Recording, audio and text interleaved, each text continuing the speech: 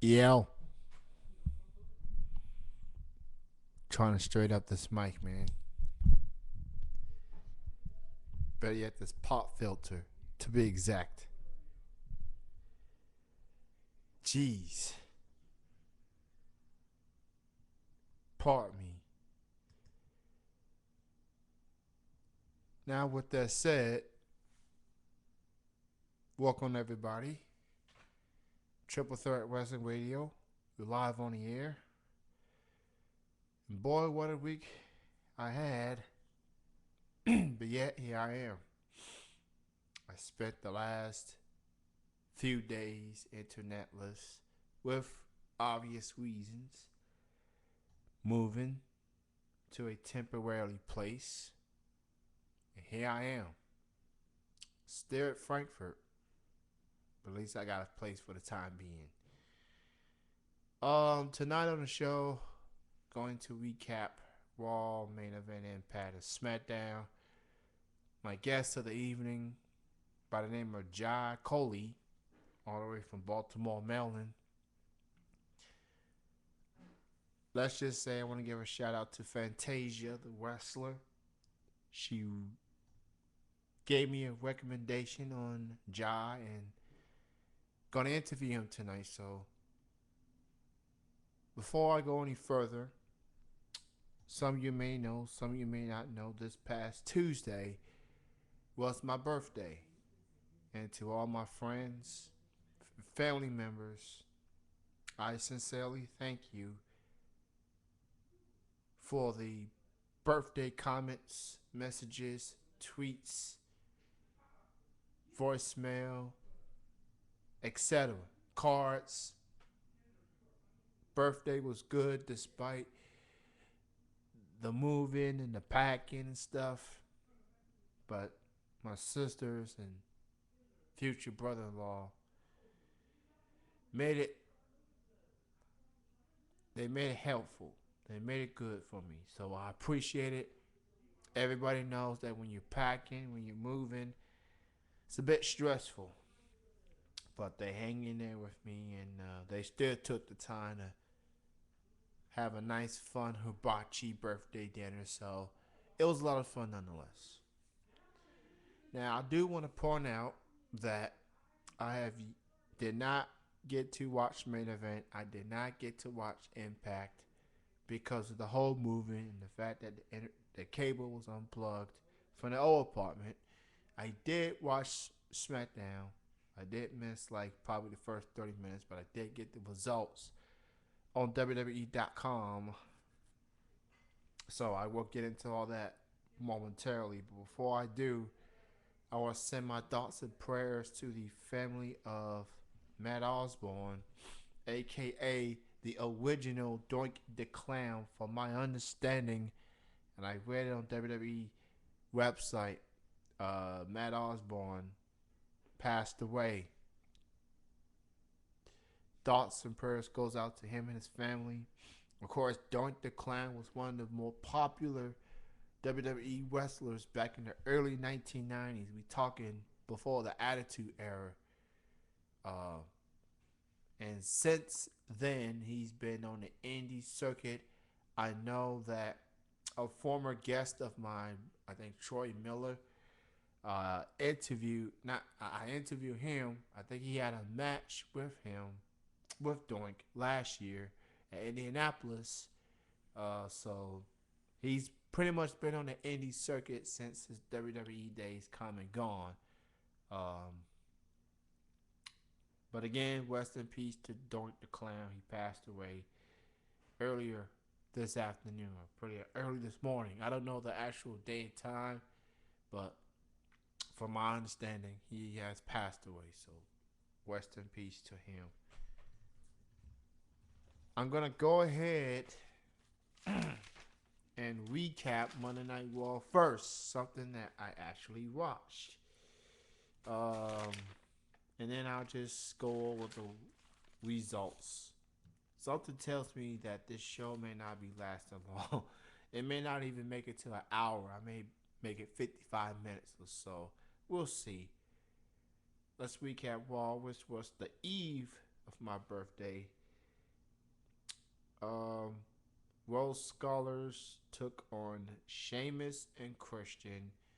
Sheamus and Christian made his return over a week ago, and so far he's been in a feud with the Shield. Went through the Rose Scholars. He and Sheamus pick up the victory there. Jericho versus Del Rio. That match, I believe, ended in a DQ. Ziggler got involved again. Now, we remember the previous Jericho and Del Rio match.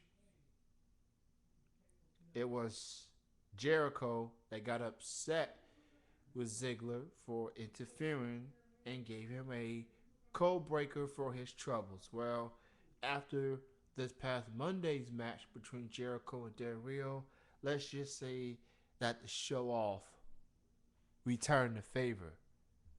And I just realized I had to put the button down. So, I mean, people can still hear me, but I gotta at least have the button down for my guest to get on the show here. Now, Caitlyn went up against Oksana.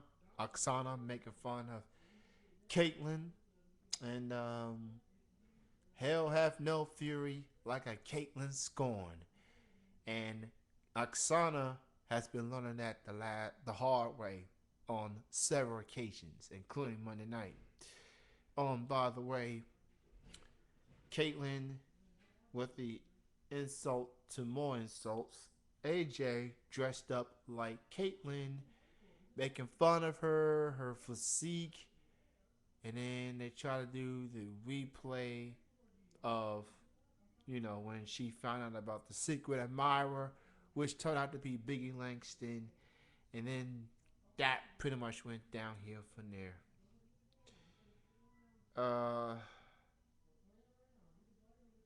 Jerry King Lawler with a segment with Brad Maddox and Vicky Guerrero talking about the WWE 2K14 video game, which is slated to hit stores this October.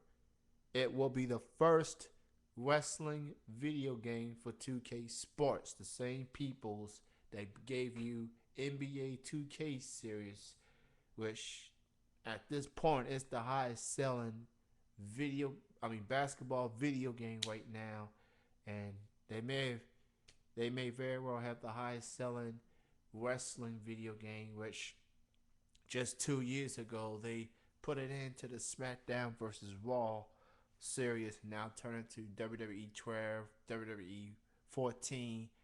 So they signed a multi-year deal with 2K Sports. So, of course, last year's game focused on the Attitude Era. Well, this year's game is going to focus back to, it's going to be similar to WWE 12. Will be like a original storyline, Road to WrestleMania. By the way, they are giving WWE fans a chance to make their own cover. If you win, in addition to the cover, which features The Rock, there's going to be a cover. Your cover will be included in the game as well. So I'm guessing The Rock's. This is what I'm assuming about WWE 2K14. I'm assuming that The Rock's going to be on the original cover, and that the special limited edition one is going to be the cover. I'm not sure. I don't have all the details in front of me, but I'm sure WWE will keep you posted on that within the next few months. The game doesn't come out until October, but you can pre-order it right now. And it's going to be available PS3, Xbox 360, and I believe it's going to be available on PlayStation 4 and Xbox One. So for all you people that's looking to purchase the new systems, it's going to be included there as well. Now, Ryback made his first match since the Payback's 3 Stages of Hell match versus Cena. He went up against the Great Khali, and Say what you want about Ryback, but the dude has strength. Did you not see how he lifted the great Khali and just with the shell shock move and just he just made it so easy. He made it so easy. It was the dude has strength, man. Let me tell you. Um, and he went on to pick up the victory, and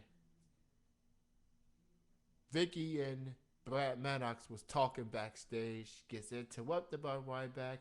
Demand to have another shot at the WWE title against John Cena. Then he gets interrupted by Chris Jericho, who's kind of like, why the original, the person that came up with the Money in the Bank concept, why is now he not included in the All Star Money in the Bank ladder match? So Vicky said, you know what? You're bickering, he's bickering. How about you two settle your differences at MITB 101? Not for the WWE title, not for an opportunity, just to bit the heck out of each other. So it is kind of shocking that ever since he made his return, Jericho has pretty much been given not much mid-card matches, mid-card opportunities. You would think WWE would squeeze Jericho in that Money in the Bank ladder match, but I guess that's not the case. They put him against Ryback. So you got the power of Ryback against the veteran that is Chris Jericho. And you know, Ryback's on the rise. Who knows how much Jericho has left in him. But that should be an interesting match. Uh, Tons of Funk versus the Usos versus McIntyre and Midhall of 3MB in a triple threat tag team match.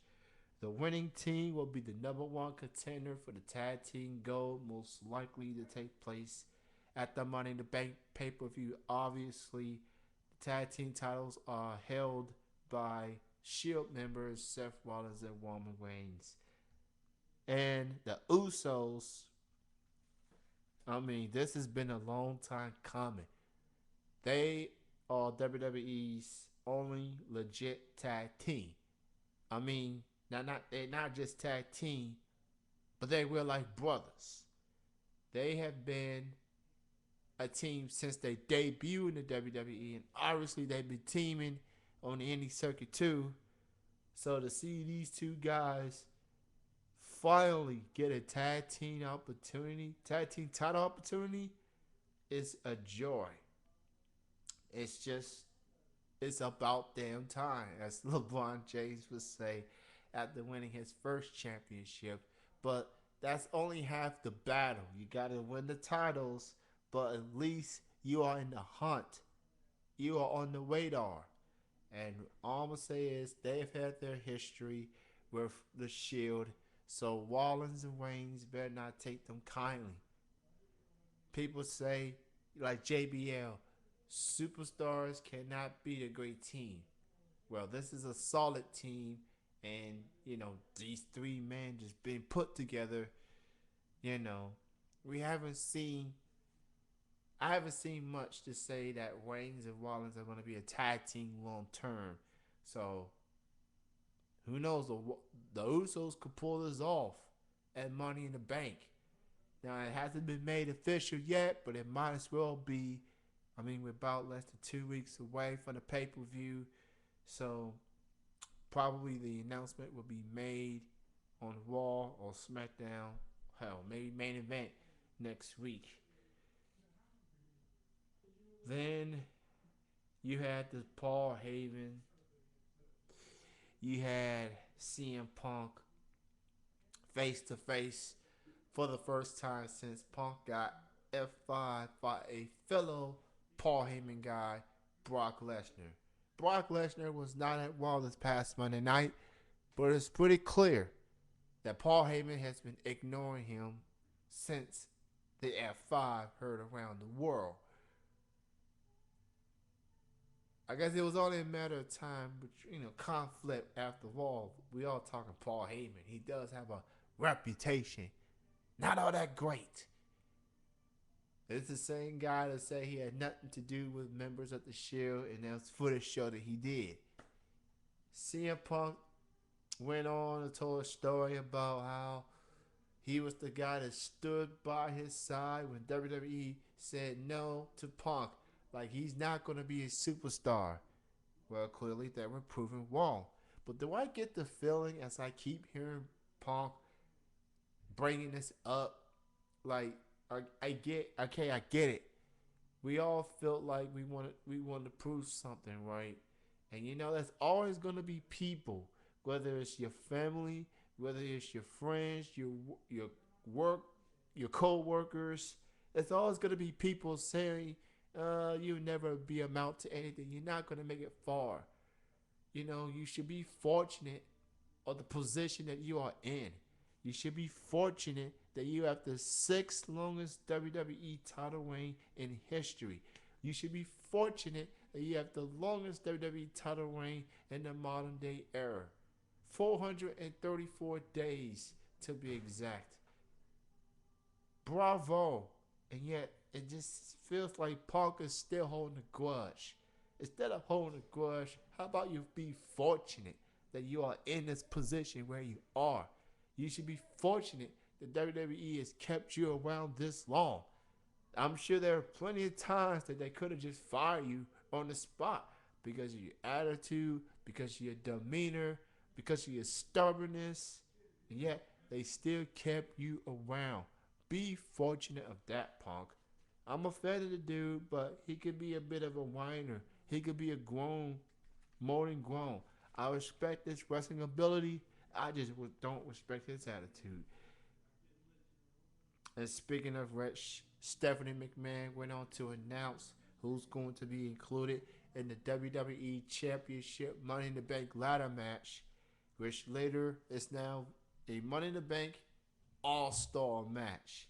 And boy, what an all-star it is.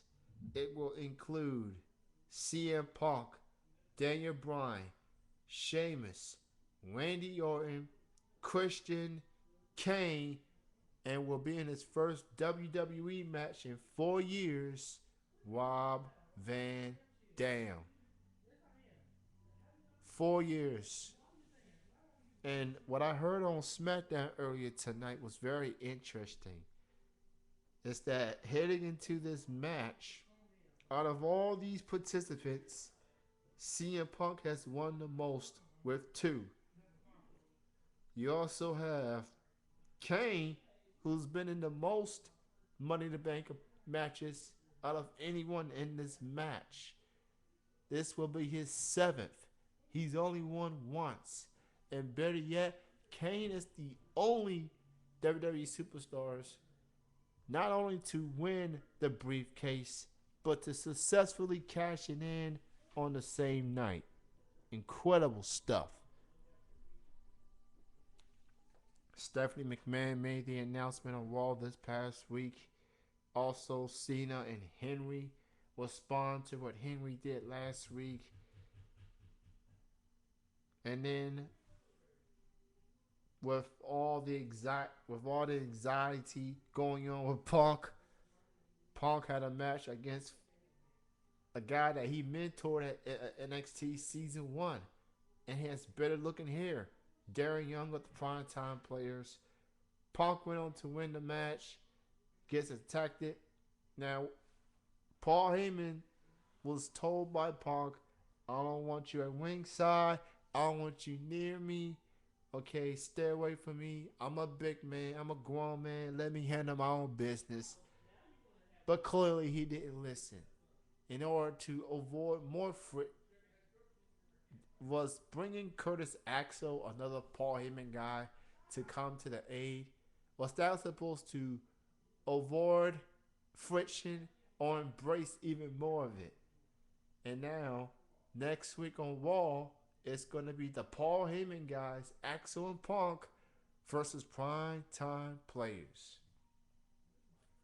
Now, we thought that we was going to have Punk versus Lesnar at MITB, but I can already tell that CM Punk is not going to win because they're going to save him for SummerSlam, which is at August. It'll be Punk versus Lesnar at SummerSlam. So I don't see him I don't see him winning that briefcase. Now he still could and still face Lesnar, but I doubt it. It's gonna be someone else winning that briefcase. So I know for sure who's not gonna win. I'm just know with all my hearts and hearts. And sometimes you don't need to read the internet and all the spoilers to know that certain people they're not gonna win because WWE has something else planned for him. So I'm just gonna put it out there. And the street fight, the first match ended in no contest. They end up getting a rematch, voted by WWE Universe, a street fight. And not only did Daniel Bryan win, but he win by a countout. Unbelievable. It was Daniel Bryan is stepping up. Now, I'm not going to make my Money in the Bank predictions until the Friday before the pay-per-view, which is 2 weeks. But I already know who I'm rooting for to win. I'm just going to keep that under wraps for now. Alright? Now, let's get into main event recap. The results. Chris Jericho went on to defeat Cody Rhodes. Antonio Cesaro and Zeb Culture addressed the universe. Christian defeated Dean Ambrose by DQ. Interference from the other Shield members. Usos came in to even the odds. And then Pride Time players went on to defeat Tons of Funk. Now, on to impact of yesterday here. Suicide went on to become the new X Division champion, although it came with controversy. And then it turned out to be a fake Suicide. Ended up being T.J. Perkins, who I believe has wrestled for Ring of Honor before.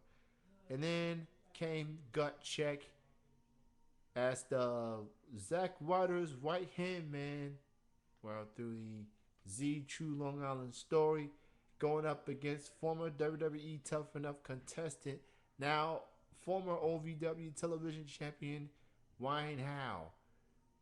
It was the Big O that went on to pick up the victory. Both men will learn their fate next Thursday on Impact. Of course, Ryan Howe, he's a Kentuckian, repping OVW. I hope he gets the opportunity. But how interesting would it be if Big O ends up on Impact while his right hand man, Zack Ryder? I don't think those two gonna be seen talking to each other that much. Now remember, I believe Big O is a contestant from the not Tough Enough, but Gut Check bracket. So I haven't really been keeping up with that ever since. So I don't know what else to say about that. Mickey James went on to defeat Velvet Sky by submission, retaining the championship. Bobby Roode took on Magnus in a Bound for Glory series match. Magnus went on to win by pinfall, earning him 7 points. Samoa Joe took on Mr. Anderson in a Bound for Glory series match.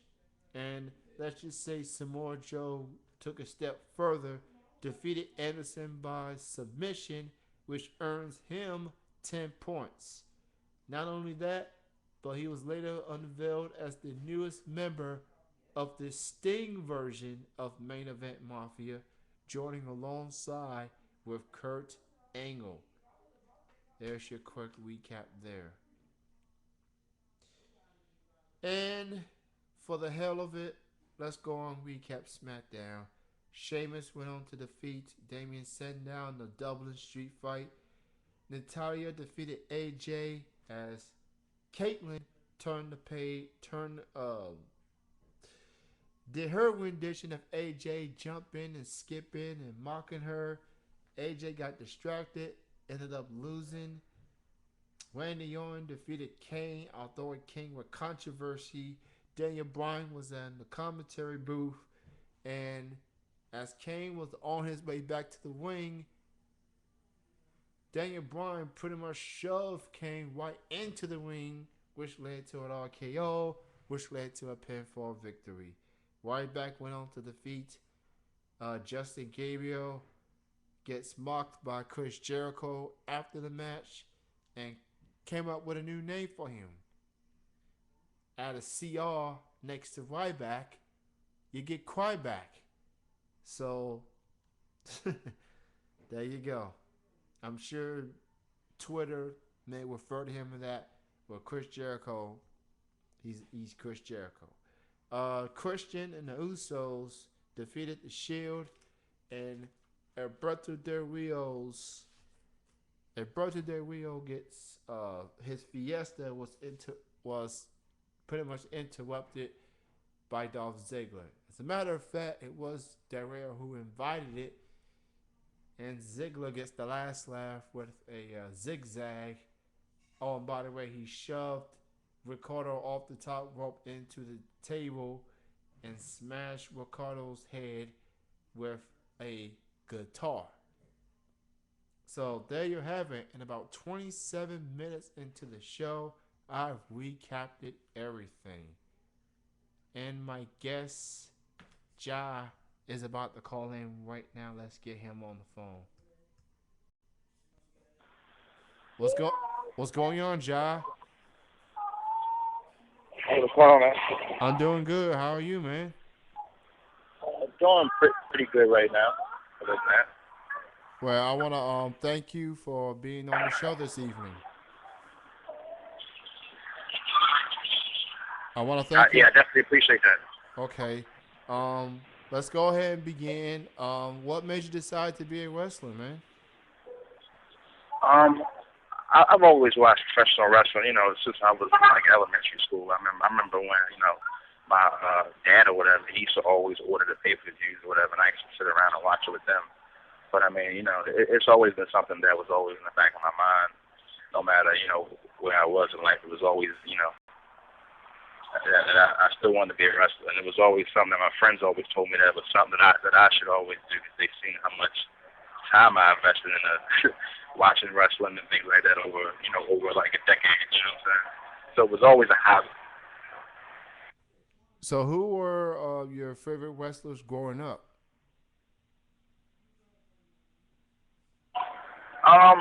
Honestly, I kind of grew up in the Attitude Era. It was really when I really started watching, wrestling in the '90s. So I'd probably say like Bret Hart, Stone Cold, but mostly like Hart Foundation, Rock. Always like Kevin Nash, Bam Bam Bigelow, British Bulldog. But I mean, that was one moment that really changed my whole life when I watched wrestling. It was the night after Survivor Series when The Rock had joined the corporation. It was that moment. It's that moment when he came out there as the corporation's champion. It was something about that moment when he came out there, and I told myself, I want to be him. I want to do what he's doing. It was all. I've watched wrestling any time before that, but it was that very moment I seen him come out there. That night after Survivor Series '98, it just did something to me. So ever since then, I knew in my mind I wanted to be a wrestler.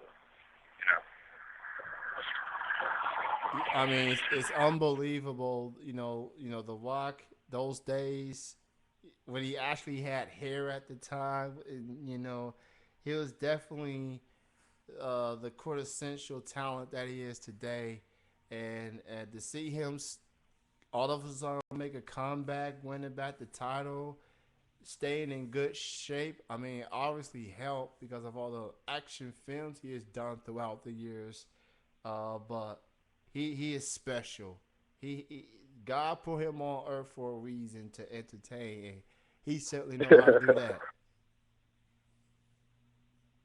He definitely knows. And you gotta think about this. I mean, as a man of color, I mean, it's definitely a big accomplishment. You know what I'm saying? Just being a man of color in the wrestling industry and accomplishing a whole lot is a really big accomplishment for everybody. Anybody of color. it seems like the wrestling industry, well, mostly the big leagues, is giving African Americans more opportunities now than it was, back in the Rocky Johnson, Tony Atlas days. I mean, you got the likes of a R Truth, a Kofi Kingston, a Kenny King, Mark Henry. Uh, the list goes on and on. I mean, how do you feel, you being an African American, to see some that there's more African Americans getting an opportunity compared to it was maybe 10, 15, 20 years ago? It feels good. I mean, it feels kind of long overdue, kind of as long as overdue as Booker T going into the Hall of Fame. But it's still a lot of work to do. I think that as far as African American wrestlers, we have to get out of that category of doing the same thing, the same thing, and the same thing, and the same thing, instead of being different. You know what I'm saying? And at the same time, The Rock was somewhat the same, but really, really different because he had a lot of skills that a lot of wrestlers didn't have. You got a lot of different athletes that are African American, but they're still doing the same gimmicks as is either rap, rapper or hood or something like that. It's a typical gimmick, that's really not going to get them that far. So really in the long run, they're being held down because they're not getting the opportunity. I honestly believe like a guy like R Truth, he should have been the world champion by now. He's very talented, and he has ring psychology. He's a good athlete. I think that he would be a good guy to represent the world title. But will he get that opportunity? Who knows? But I mean, it's definitely changing. But it's definitely a lot of things to change, and it's going to take more time. But I kind of feel like I remember listening to a documentary, and The Rock's father had once said, if you're going to be a wrestler of color, you have to be the best. You know what I'm saying? Be the best, not be like everybody else.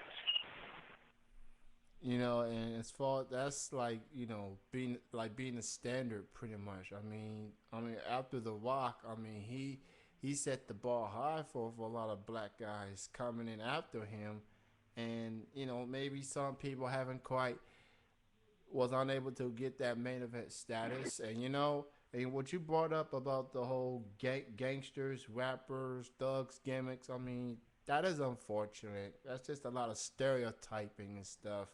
I mean, you got a lot of minds in this business. You think they would find creative ways to, for African Americans, but I guess they just assume this is what people want to see. This is what they want black people to be portrayed as. I mean, there's too much stereotyping going on, and that's unfortunate.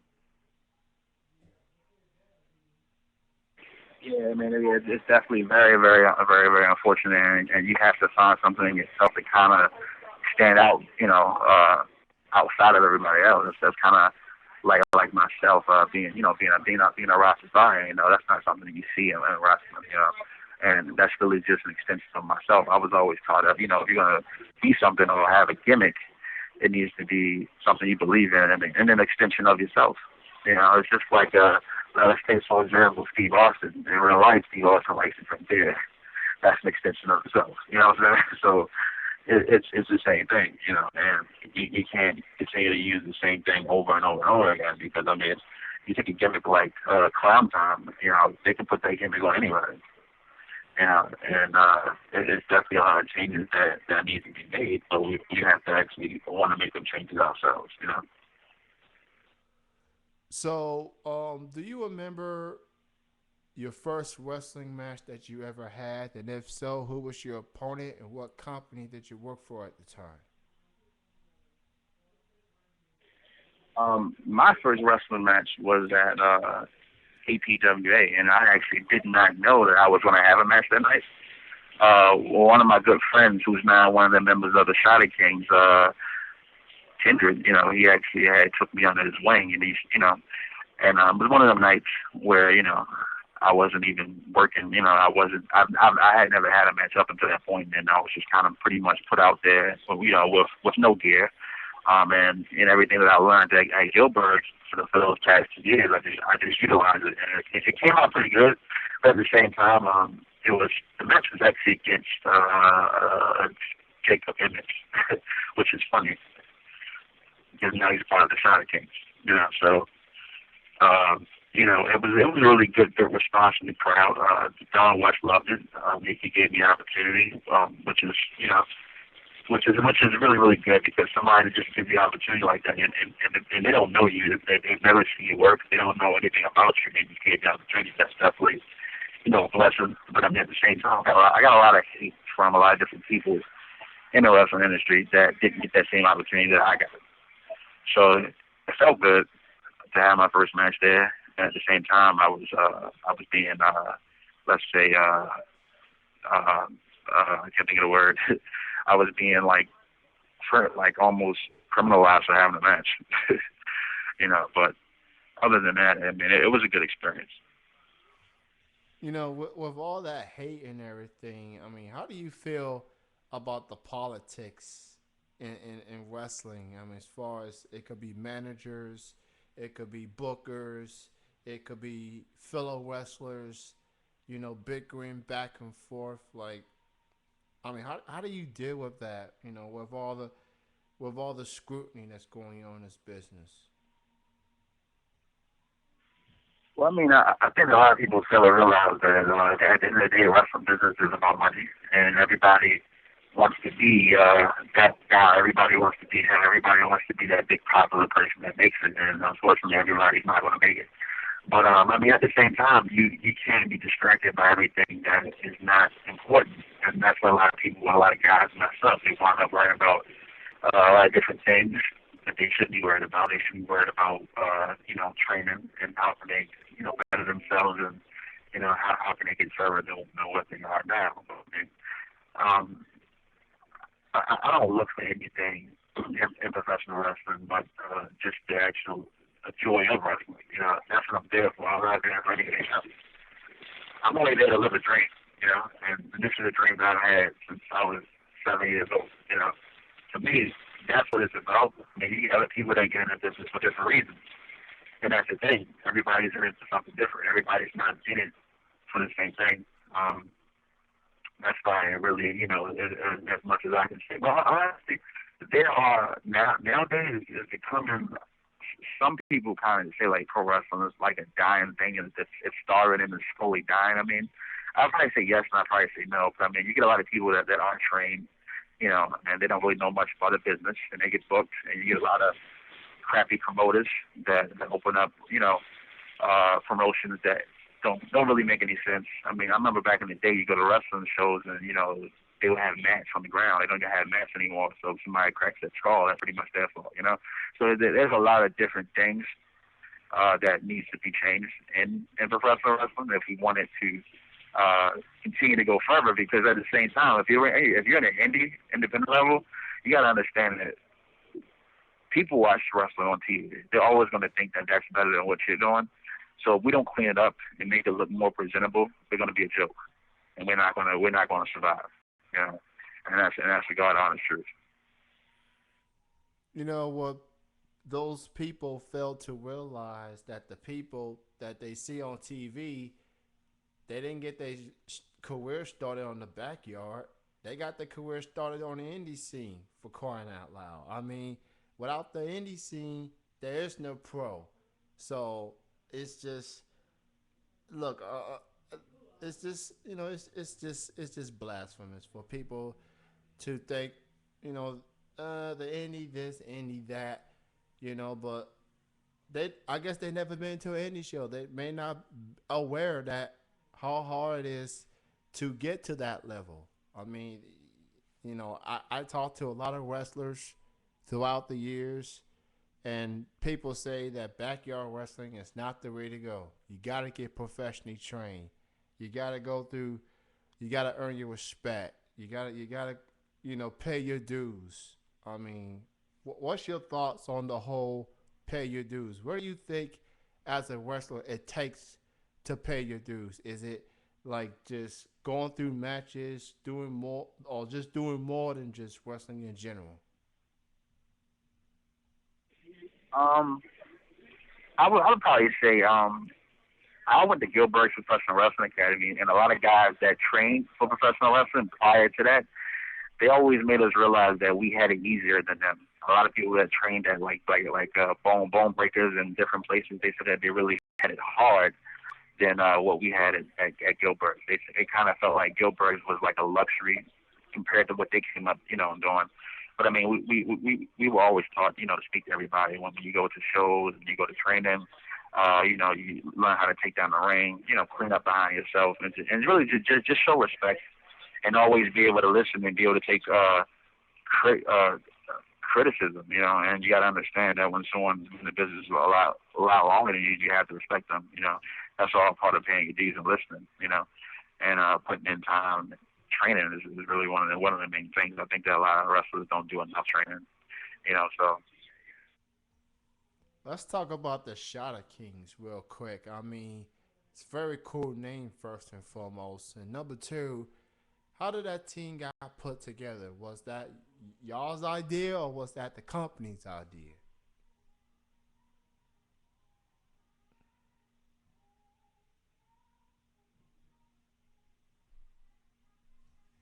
Uh, John, um, I've always was interested in doing somewhat of a group. I remember when I used to train in 2010. I wanted to kind of get a bunch of guys together that kind of represented something somewhat hint of a nation domination type thing, but not like taking the idea.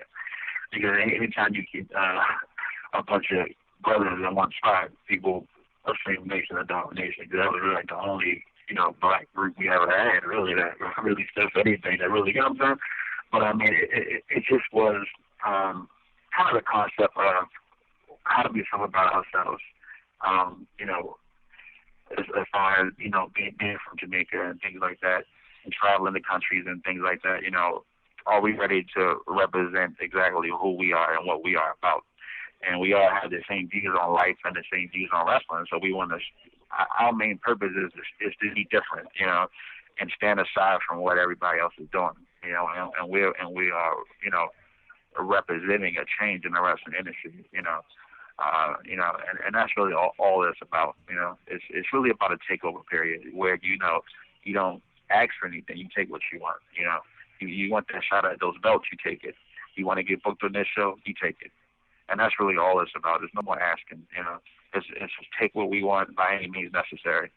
That's the main concept of what we're trying to do. so, do you have any upcoming wrestling shows you'd like to promote?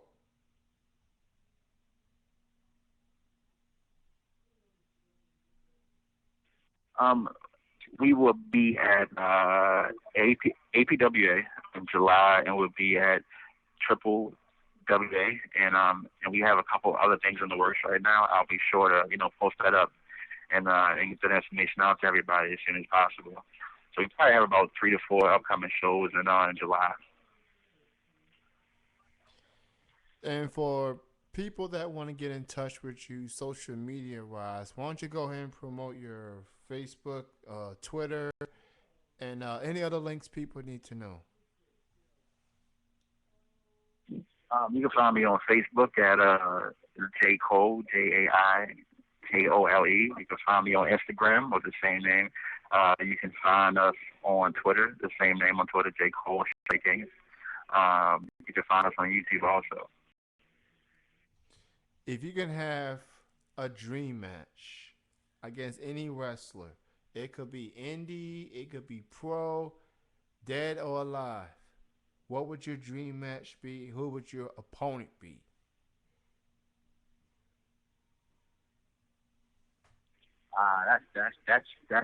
That's very very challenging.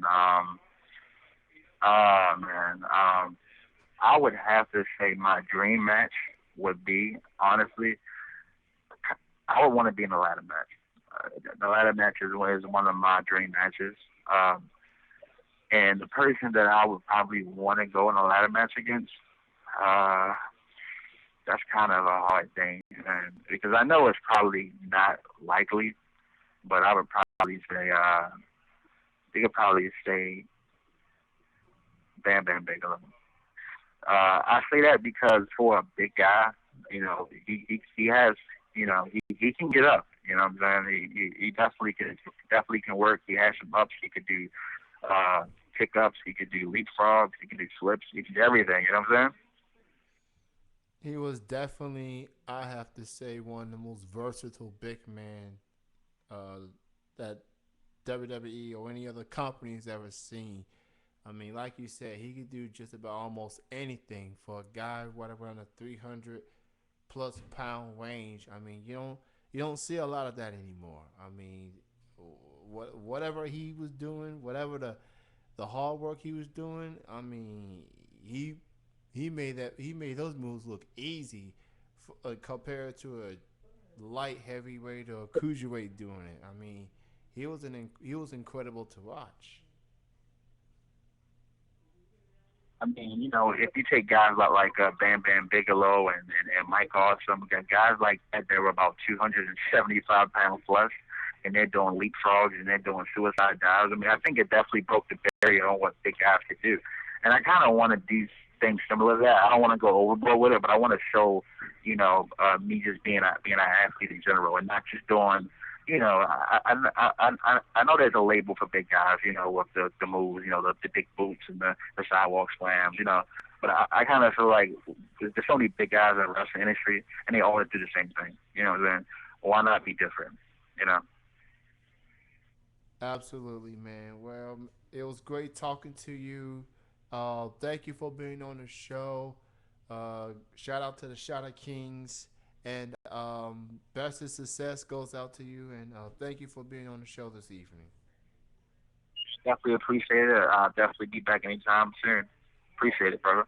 Absolutely, man. You have a good night. All right, bye bye. That was my guest of the evening, representing the Shadow Kings. Very cool dude. Great to talk to him, especially about African Americans in the wrestling industry. What he brought up was very interesting, and it definitely opened my eyes on this matter. Um, I will say there's a lot of too much stereotyping going on. I will say that, no doubt about it. Um, you have a lot of great minds. You know, we gotta show more creativity towards the brothers. I mean, you can't just have them, looking like thugs and gangsters and rappers. You got Jay Lethal. He doesn't personify those roles. You got Kofi Kingston. He doesn't represent that. You got who else you got? Just to name a few. That's all I can think of off the top of my head. Um, you got that dude from Ring of Honor. His last name is Tadarius Thomas. He doesn't represent that gangster thug. You got Cedric Alexander and Caprice Coleman. They don't be representing that thug stuff. I mean, there's creative ways to do it. It's just a matter of getting it done. Absolutely, no doubt about it. So now that I've now moved into the temporary place, I'm pretty much settled for the time being, and I still have a lot of catching up to do. But 4th of July is coming up. I'm gonna be joined with indie pro wrestler Athena Cage. I'll be joining her this evening. Oh, and by the way, here's something I want to bring up. Congratulations to Derek Bruff. Had a successful final taping this past weekend for Magnificent Ladies Wrestling as the owner. Now, Destiny is in charge. It was great talking to Daryl last week, and I forgot to post the interview on the Facebook fan page. I will get into that um, after this weekend is over. I got a lot of work to do. I have a lot of things to get done, but at least I'm settled here for now. And in case you missed the first 30 minutes of the show, I pretty much recapped everything from Raw, main events, Impact, and SmackDown. I don't think it's gonna be that fast next week. I will be able to watch all four shows. So at least this week. Yeah, I am aware that 4th of July is Thursday. Um, so it's Friday's the 5th, Saturday's the 6th. So other than doing work on those particular weekends, I will be doing shows. I will be on the air next week with Triple Threat Wrestling Radio. Athena Cage will be on the show, so tune in for that. And you know what? Because it's my first show at the temporary place, and I pretty much say what I have to say, recap all that I have to recap. I think I'm going to end the show a little bit early, 9 minutes early. I'll be back in the whole hour's time slot. Um, yeah, that's it. That's that, and that's all. I'm Kenny C. I'm your host, and I'm out of here. You all have a good night. Have a great weekend. Have a great 4th of July this coming Thursday. And yes, Chilling with Jeff and Kenny C will be on the air tomorrow night at 8 p.m. Eastern, 5 p.m. Pacific on tmvcafe.com. So tune into that. And please follow the show on Twitter at TTW Radio and like the show on Facebook, facebook.com/Triple Threat Wrestling Radio. I just found out we reached a milestone, y'all. We now have 100 plus likes. That is awesome. To all the final people that like the page, that reached the 100 mark, I sincerely thank you. You know, I can just ramble on for the next 8 minutes if I wanted to, and I figure why not. Oh boy, what a night. We got this apartment to get cleaned up.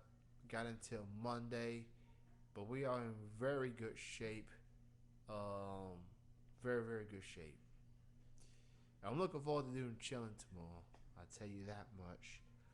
Money in the Bank, man, it's one of my favorite papers. I would say, like, if you're looking for that fifth big pay-per-view, look no further than Money in the Bank.